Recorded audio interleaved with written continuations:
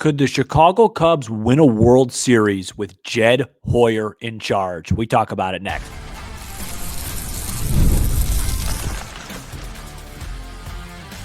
You are Locked On Cubs, your daily Chicago Cubs podcast, part of the Locked On Podcast Network, your team every day. You are Locked On Cubs, part of the Locked On Podcast Network, now the #1 sports podcast network. We are your team every day. I'm Sam Olbert. I'm a lifelong fan, taking my passion into a discussion with you on all things Cubs. Today's episode is brought to you by FanDuel. Right now, new customers can bet just $5. And if your bet wins, you'll get $300 in bonus bets to use across the app. Download the app today. Welcome in. Happy Friday, everybody. Hope it's been a really good week for you. We've got so much to discuss. We're going to dive into best and worst of the week. We haven't brought that out yet this offseason. My tribute to Kyle Hendricks as one of the finest Chicago Cubs pitchers and players that's ever stepped on the diamond. But I wanted to start with the week of the GM meetings, or baseball president meetings, if you will, in Jed Hoyer's case. In Vegas. I want to talk a little bit about Jed, and I want to talk exclusively about Jed, because on this show a lot, rightfully so, we talk Jed, but then we talk Tom Ricketts because of budget things like that. And I just want to talk about Jed Hoyer and this Cubs vision, and is this a championship type vision? And I want to preface my statements. I'm not going to go in every move, evaluate, was this a good move? Was this a good move? That could be exhausting. He's been in charge for a while now. He's had some great acquisitions, and he's had some ones he'd like to have back, like any other high leading executive in sports. I want to preface my statements by saying I think Jed Hoyer is a good front office baseball executive, baseball guy. I do. I think he is good. Do I think he has his flaws? Absolutely.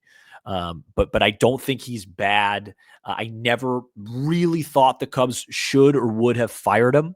I wish they waited on his extension a little bit, which I'll get to. But I don't think Jed Hoyer is bad at all. I actually think he's a quite good baseball president.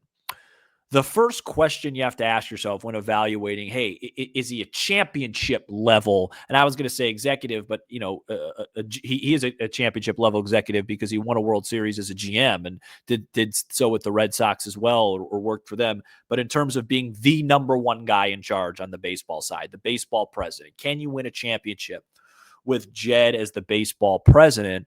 And I think it starts with, well, what's the plan? What's the goal? Is the actual goal in the Cubs front office to win a World Series? Or is the goal to be competitive and be good for a really long time and hope that things work out at some point in the postseason? I'm a little bit concerned it's too much the latter and not enough the former. The best example of that would be, the trade deadline, right? This past trade deadline, once Jed got extended right before it, he didn't make, any aggressive moves. Now, of course, the counter, we all know, everybody knows the counter. It wasn't a good market. He would have had to pay 200 cents, if not more, on the dollar. All those things. I understand it. And he probably was right, because I think Cade would have had to have been in one of those deals.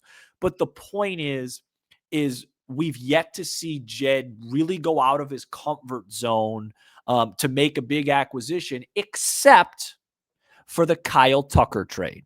And that's why that trade was so exciting, because, and I get it, it was right in Tom's budget, but this isn't about Tom. This is about Jed. And Jed was the one that had to give up Cam Smith and other guys.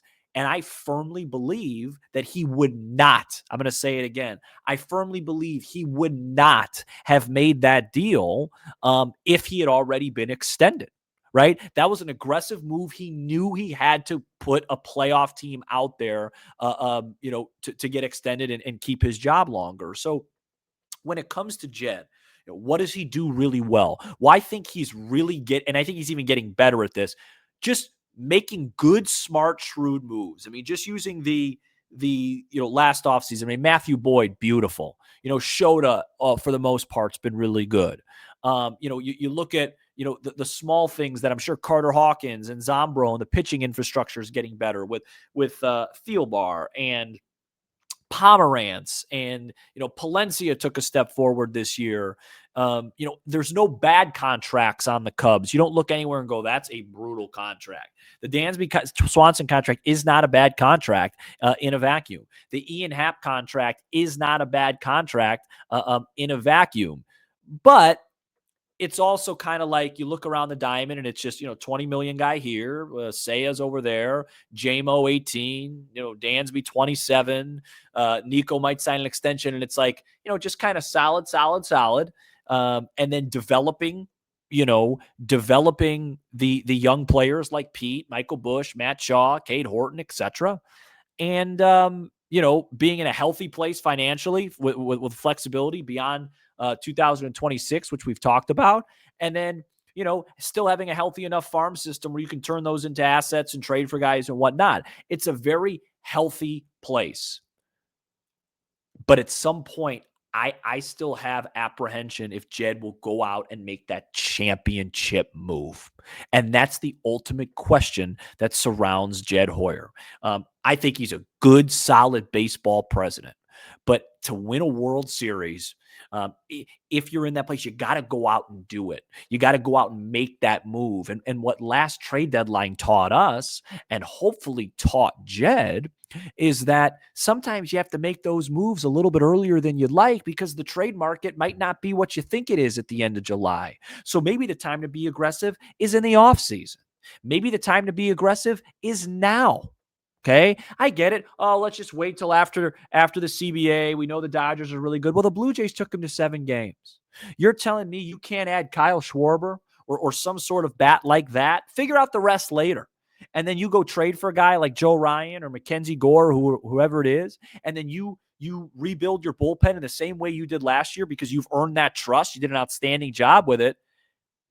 To me, that's a really, really high-level team. You add a Schwarber type of bat, you add a Joe Ryan type of arm with Craig Counsell at the helm, some of these young guys, the Dodgers trying to three-peat, I think the Cubs could hang with them. And at the very least, pass up the Milwaukee Brewers, which they need to do at this point. Because no matter what we say about Tom Ricketts, and everything that we say I think is fair, the Cubs have enough money to be better than the Milwaukee Brewers. So they need to at least do that starting in 2026. But, life, sports, whatever, it's about getting out of your comfort zone sometimes. And I just think the big question is, will Jed be able to make that move to get out of his comfort zone when it comes? Hopefully it comes this offseason. Hopefully it comes this trade deadline. The Cubs are on pace to win 98 games. He's got to go for it. Whatever it is, to go for it. And sometimes when you go for it and it doesn't work, it's okay. You know what I mean? It's okay. It's like when the Rockets should have beat the Warriors in 2018. They built their whole team. They went all in that year.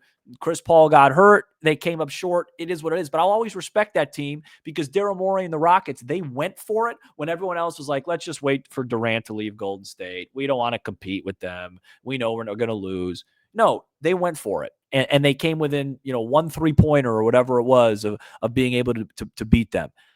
I think this city is in a great place right now in terms of the sports with the Bears, and the Bears are starting to climb up. The Blackhawks I know nothing about, but I think they're doing well. The Bulls are showing signs, and this city really appreciated the 2025 Cubs. And I think there's a world where you bring in a guy like Schwarber, you have a guy like PCA, you bring in a stud arm. Baseball's kind of on its way back a little bit. Bill Simmons was talking about that on the podcast on The Ringer, how baseball's making a comeback. Well, what better way for baseball to complete a comeback if the Chicago Cubs are right there against the Los Angeles Dodgers in the NLCS? And I think the Cubs have the resources and tools to do that. But when I hear the GM meetings of just, we're going to just go pitching and, guys like Pomerantz and stuff, great. Those moves are great. But if you really want to play with the big boys, you got to make some big moves. And you got to get out of your comfort zone. And, that's always been the question with Jed. I think Jed is comfortable and likes operating with kind of a tighter budget like Tom gives him. And I wonder how Jed would operate if he could just, if he had $300 million at his disposal. I still think he'd be really shrewd and calculated. But he has to find that perfect mix, because what he's done so far is a good job overall. 2023 trade deadline, I think it cost the Cubs the playoffs most likely. I know Candelario was the best guy in the market, whatever. 2024 wasn't great. 2025, really, really solid. Now, are we going to stay really solid, take a step back, or ultimately go for it and take that step forward and really try and go for it? Try to be a championship caliber team instead of saying, all right, well, if we outperform projections and get to 91, 92, and then maybe the playoffs, anything can happen. I think it has to go beyond that. And I think this front office has the tools, the financial tools. I think they have the young assets to really make a push in 2026 to go from, hey, that Cubs team's pretty good, to this team could actually compete for a championship, and at the very least, past the Milwaukee Brewers. So it's yet to be proven. It's yet to be answered if Jed's a championship caliber baseball president, but I think it's in there, and I'd love to see him come out of his comfort zone this offseason. The last time the Chicago Cubs won a championship, there was a guy by the name of Kyle Hendricks that had a lot to do with it. We talk about him and his retirement coming up next. This episode is brought to you by FanDuel. The NBA is back, and there's no better place to get into the action than FanDuel, the official sports betting partner of the NBA. Even if you missed the start of the game and want to ride the hot hand, FanDuel has live bets on everything from who will score next to fourth quarter comebacks. Plus, you can even combine your live bets into a same-game parlay for a shot at a bigger payout. It keeps every game exciting, especially when your team is making that late push. Folks, Minnesota opened to 2.5. Now it's at 3 on Sunday against the beloved. This is the game for the Bears. They go into Minnesota and win and go to 7-3. I'm a believer. I don't think it's going to happen, but if it does, everything flips, everything changes. This is the game for Ben Johnson, Caleb, and company. Right now, FanDuel is giving new customers $300 in bonus bets when your first $5 bet wins. So head to FanDuel.com to sign up and play your game with FanDuel, the official sports betting partner of the NBA.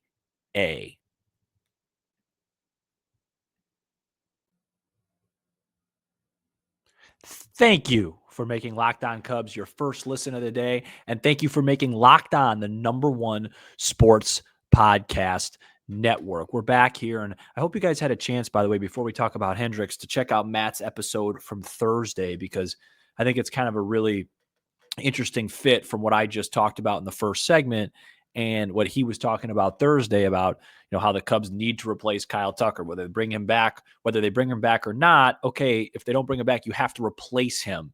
And what I'm talking about is that's the exact type of thing I want to see Jed do, because that would be a little bit out of his comfort zone, right? All the position players are accounted for. Ballesteros can play DH. Matt posted the lineup yesterday. It all looks good, right? I personally think there has to be an addition there to replace Tucker, and that's exactly what we're talking about at the beginning of this show, with Jed coming out of his comfort zone and needing to go from being just, maybe we're going to be good, versus let's go and try and win a championship. So we'll see what happens with that situation. More on that, by the way, with our best and worst of the week, but I wanted to take the second segment of this show to just talk about Kyle Hendricks, who announced in a very Kyle Hendricks way that he was retiring this week. I know we've done some tribute stuff with Kyle before, with his last, his last game with the Cubs. And I'm sure somewhere in our archives we could find something, but I just felt like it needed another segment, especially in the off season, because it's personal for me. He really meant a lot to me. And the way I would describe Kyle, or the way I would start by honoring Kyle Hendricks, who will be a first ballot Chicago Cubs Hall of Famer, I would assume, is the word relatability comes to mind. And for me, my favorite athlete of all time, you guys know that, is Lionel Messi. You know what I mean? And one of the reasons why it's Messi isn't just because of what he does on the field. There's relatability about him. There's a human element about him where it just is like, hey, if I took a picture with him, I'd be 4 inches taller, but he could still be the greatest soccer player of all time by just, and not only just the way he's built, but the way he carries himself. It's just very relatable. And that's what struck me with Kyle Hendricks. And then you add in the fact that, he's going to throw an 88-mile-an-hour fastball and, his cut changeup and his demeanor on the mound. He just was very special. And I just think very easy to root for. During that run between 2015 and 2020, I always found myself looking at Chris Bryant as the guy that needed to be the best player. Like if we had a show during that time, I'd be like, Cubs need Chris Bryant to be great for this thing to work. Very similar to Kyle Tucker. That's why I've compared him a lot. I think they actually have very similar talents and things like that. And then, Rizzo was the leader. Rizzo was he'd be the guy where I'd say, man, that makes me emotional, like I do with Nico. But Kyle was just always, whenever he took the mound, I always wanted to watch. There were so many beautiful moments, and it's just in this day and age, especially with analytics, you gain more of an appreciation for somebody that just did it a little bit differently, did it a little bit against the grain, and did it kind of his way. He wasn't blowing you away with 98. He didn't have a fastball like Shota's that had a ton of carry. He didn't have natural cut on his fastball like Justin Steele or Cade Horton.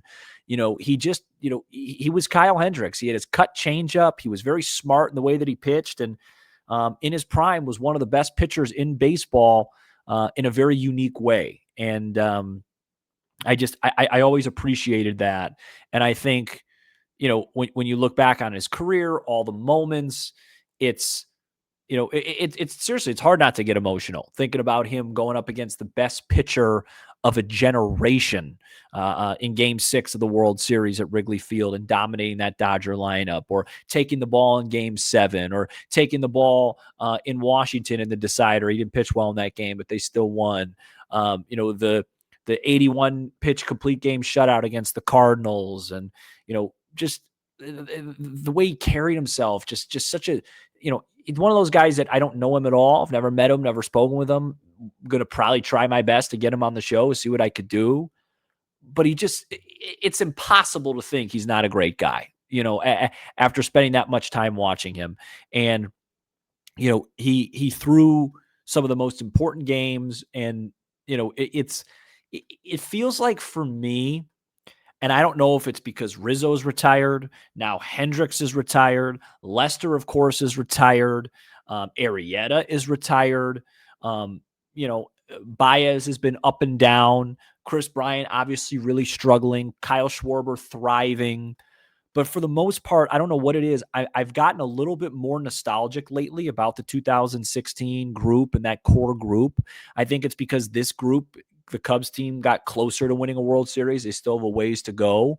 And, we didn't have the show in 2021, but I was hammering the table. It was time to sell. It's time to move on from these guys. I really, really was.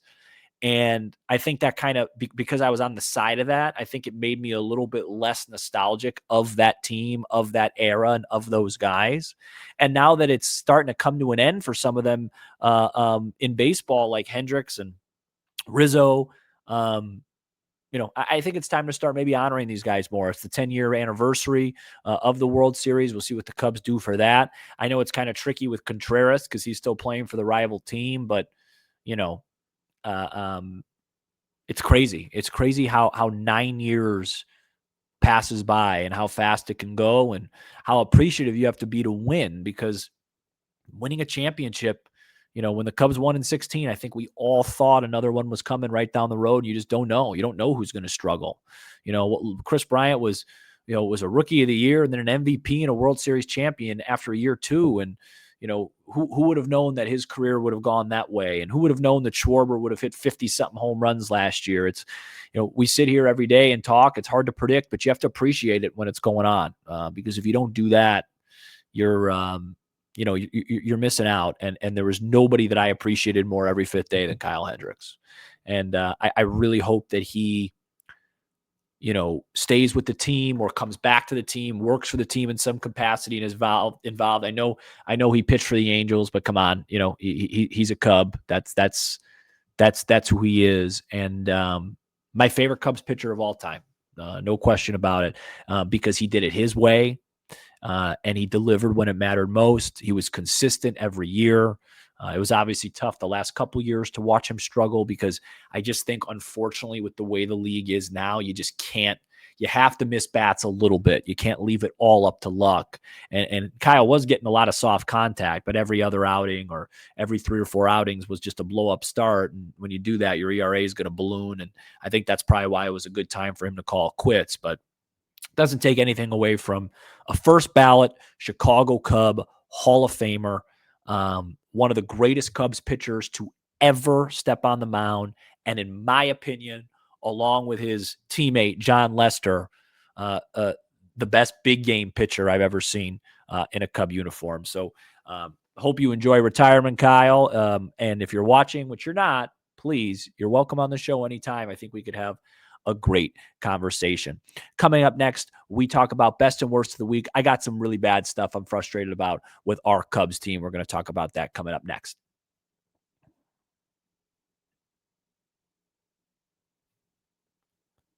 All right. Shout out to the everydayers. And you could become a Locked On Cubs everydayer by joining us for every episode throughout the week. And let me just start there. My best of the week, very simple. And this is more of a best so far of the offseason. I think the energy from you guys this offseason has been incredible. I think it's fed into amazing shows. I'm really, really proud so far of the offseason shows that Matt and I have put out. It feels like a little bit of a different energy. I don't know why my hat keeps sliding up as I'm talking. It feels just like a little bit different energy about them. They've been really fun to do. And I think a lot of that has to do with it's the first time we're coming off a really good season, a 90-plus win season. There's buzz. Like I said in the first segment, there's buzz. There's energy around this team.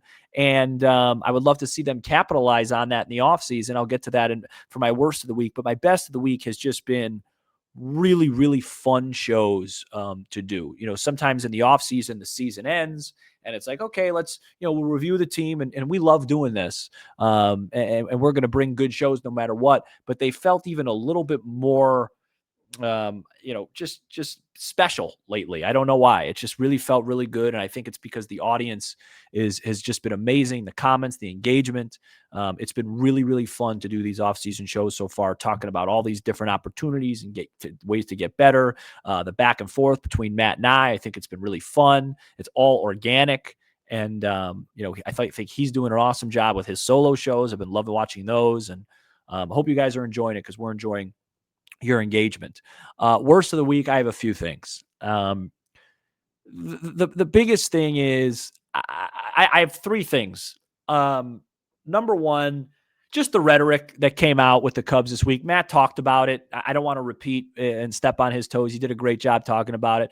I'll just say it was the worst of the week for me. Just listening to, pitching, that's the best value. And it just screamed out exactly what bothered me and what I was talking about in the first segment with Jed. It just screamed out, we have a lot of money invested in certain position players. We like where we're at position-wise, so the place to invest is pitching because we could actually make it. This is me paraphrasing everything. You can make a really nice trade that fits in financially. People don't realize when they traded for Tucker last year, it was a great financial move for the Cubs and Ricketts. It didn't cost them a lot of money financially. They're going to do that same type of thing with a pitcher and sign another one. And it just feels very predictable. And I hope that it's just words and that we see different things, because I just find it very hard to believe that you could convince a very smart fan base like the Chicago Cubs that this is going to be a better team than last year if you lose Kyle Tucker and then don't replace him. And I love Mo Ballesteros. I think he's got a chance to be really special, but that's putting a lot on a 22-year-old kid with 57 at bats, right? To replace him, assuming, say, it would go to right, Ballesteros with DH. That's just a lot. That's just a lot to put on him.